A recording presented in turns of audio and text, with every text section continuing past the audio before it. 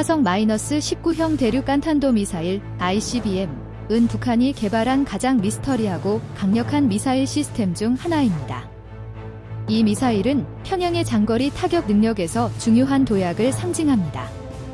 북한 체제의 극단적인 비밀주의로 인해 화성-19에 대한 정보는 제한적이지만 전문가들의 분석, 위성 이미지, 실험 영상 등을 통해 그 규모, 설계, 그리고 전략적 목적에 대한 단서를 얻을 수 있습니다. 이번 영상에서는 화성-19의 외형 성능, 내부 구조, 그리고 생산 비용에 대해 자세히 살펴보겠습니다. 화성-19는 시각적으로 매우 위협적인 존재입니다. 외형은 길고 원통형이며 전체 길이는 22m 이상, 직경은 약 2.4m에 달할 것으로 추정됩니다. 이 미사일은 고중량 이동식 발사대 TL에 탑재되어 배치됩니다.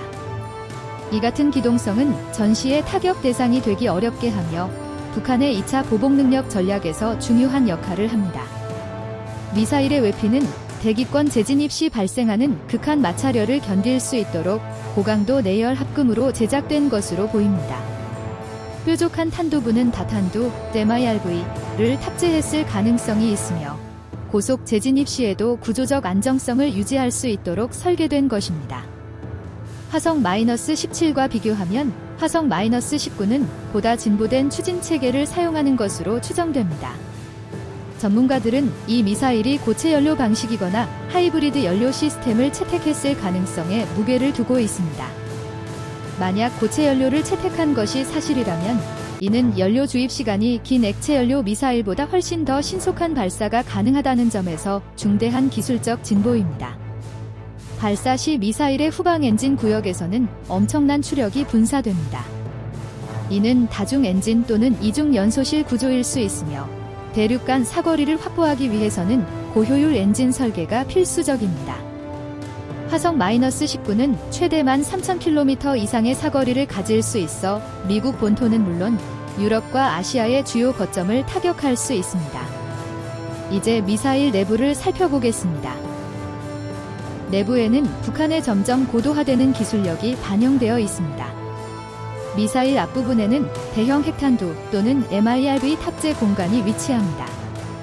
MIRV 기능이 구현되어 있다면 단 한 번의 발사로 여러 도시를 동시에 타격할 수 있어 방어체계가 대응하기 훨씬 어려워집니다.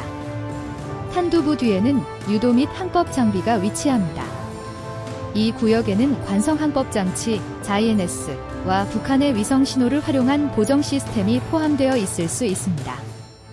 북한의 위성 기술은 아직 제한적이지만 개선될수록 명중률, CEP은 향상됩니다. 초기 북한 ICBM의 CEP는 수 킬로미터에 달했지만 화성-19는 수백 미터 또는 그 이하로 줄일 수 있을 것으로 분석됩니다. 미사일 중간부에는 연료 및 산화제가 탑재됩니다. 고체 연료 방식일 경우에는 단일 고체 추진제가 절연제로 감싸진 구조가 되고 액체 연료 방식이라면 불균일 디메틸하이드라진, QDMH, 과사산화이질소, 젠티오 같은 독성 화학 연료가 사용됩니다. 고체 연료는 저장과 이동이 용이하며 발사 준비 시간이 대폭 단축됩니다. 후방부에는 엔진이 위치합니다. 방향 제어가 가능한 짐벌식 노즐이 적용되었을 가능성이 높으며 전문가들은 북한이 러시아 또는 중국의 엔진 설계를 참조하거나 복제했을 가능성도 제기하고 있습니다.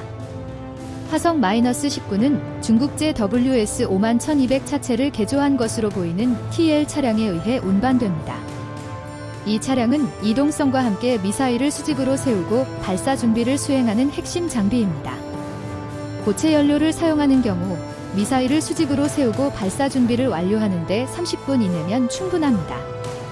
이는 액체 연료 미사일의 수시간에 걸친 준비 시간보다 훨씬 빠릅니다.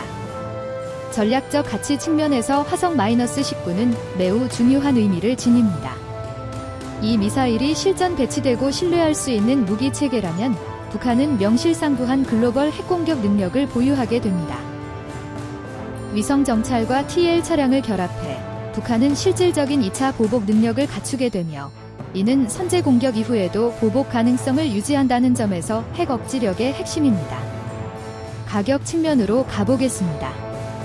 북한의 무기 시스템 비용을 산정하는 것은 매우 어렵지만 전 세계 유사 미사일을 기준으로 추정할 수 있습니다. MIRV를 포함한 첨단 ICBM 1기당 예상 비용은 3천만 6천만 달러 사이로 분석됩니다.